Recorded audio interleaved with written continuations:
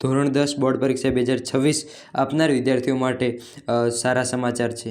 નમસ્કાર વિદ્યાર્થી મિત્રો, તો આજના વિડીયોમાં આપણે જોવાના છીએ કે ધોરણ 10માં તમે બોર્ડ પરીક્ષા 2026 ચાલી રહી છે અને 1 થી 2 પેપર બાકી રહ્યા છે।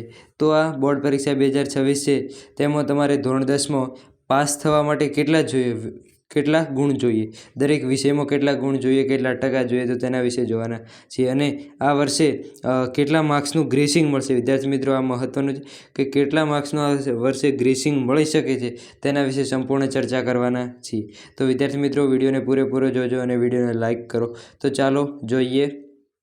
તો પહેલું કે પાસ થવા માટે કેટલા ગુણ જોઈએ। તો વિદ્યાર્થી મિત્રો, પાસ થવા માટે પહેલાં તો કે 100% હોય તો 100%માંથી આપણે સામાન્ય રીતે 33% પાસ થવાય, 33% પાસ થવાય। પરંતુ અહીં તમારું પેપર કોઈ બી વિષયનું હોય, ધારો કે ગણિત, વિજ્ઞાન, અંગ્રેજી, ગુજરાત, તો એ દરેકે પેપરના કેટલા માર્ક્સ તમારે હોય છે, 80 માર્ક્સ હોય છે। અને આ પેપરના કેટલા 80 માર્ક્સ હોય છે, તેમાંથી તમે કેટલા માર્ક્સ લાવો તો પાસ કહેવાય, તો તમે એમાંથી 26 અથવા 26 ઉપર લાવો માર્ક્સ તો તમે પાસ કહેવાઓ છો। તમારે 100 ગુણ હોય તો તેમાંથી 33% તો જોઈએ, પણ 80 ગુણનું પેપર છે તમારે ધોરણ 10માં, તો 80 ગુણમાંથી તમે 26 અથવા 26 ઉપર માર્ક્સ લાવો છો તો તમે પાસ કહેવાઓ। અને તમારે 20 માર્ક્સ ઇન્ટરનલના હોય છે, 20 માર્ક્સ ઇન્ટરનલના હોય છે, એમાંથી 20માંથી 7 માર્ક્સ, ઓછામાં ઓછા 7 અથવા 7થી વધુ માર્ક્સ હશે તો તમે ઇન્ટરનલમાં પાસ થાઓ। આમ 80 ગુણનું પેપર અને 20 ગુણ તમારે ઇન્ટરનલ તમારી સ્કૂલમાંથી જે માર્ક્સ મૂકે છે તે 20માંથી, તો આમ 80 એમ 100 ગુણનું હશે। અને આ 100 ગુણમાંથી જો તમારા 33 ગુણ થાય છે, આ બંને સરવાળો 80 ગુણના પેપરમાંથી 26 અને ઇન્ટરનલમાંથી 7, 26 + 7 33 થાય છે, 33 અથવા 33 પ્લસ હોય 100માં તો તમે પાસ ગણાવો।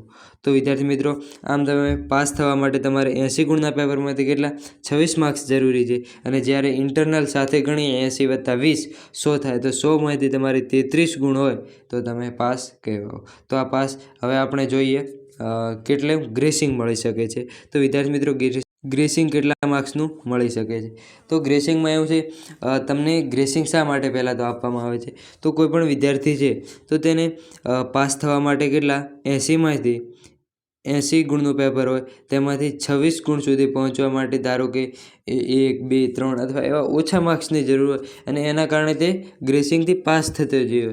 તો દરેક વિદ્યાર્થીને પાસ થવાના હેતુથી, તેને સફળ જાય પરીક્ષામાં તે હેતુથી ગ્રેસિંગ માર્ક્સ આપવામાં આવે છે। તો આ ગ્રેસિંગનું મૂલ્ય શું હોય છે, તો ગ્રેસિંગનું મહત્ત્વ એવું હોય છે કે વિદ્યાર્થી થોડા ગુણહારું અટક્યો હોય, નિષ્ફળ થતો હોય તો તેને પાસ કરી દેવામાં આવે।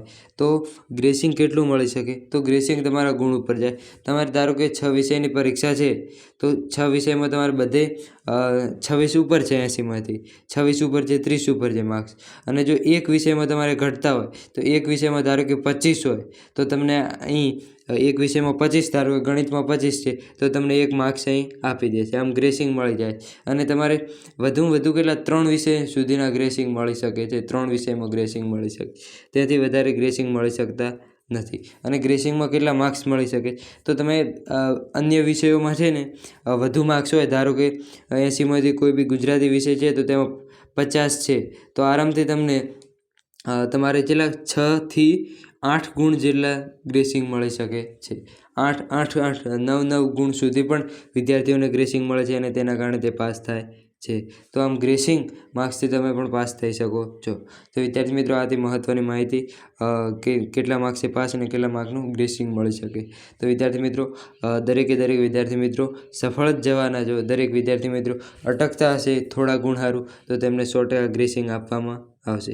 અને જો તમે પરીક્ષામાં કંઈક થોડા ઘણું લખ્યું હશે તો તમે આરામથી સફળ તો થઈ જશો, તમારે 26 પ્લસ માર્ક્સ તો આવી જ જવાના છે। અને દરેક પેપર ચેક કરતા હોય તે પણ તમને 26+ સુધી પહોંચાડી જ દે છે। તો વિદ્યાર્થી મિત્રો, આથી મહત્ત્વની માહિતી। તો વિડીયો પસંદ આવે તો વિડીયોને લાઇક કરો, ચેનલને સબસ્ક્રાઈબ કરો। Thank you.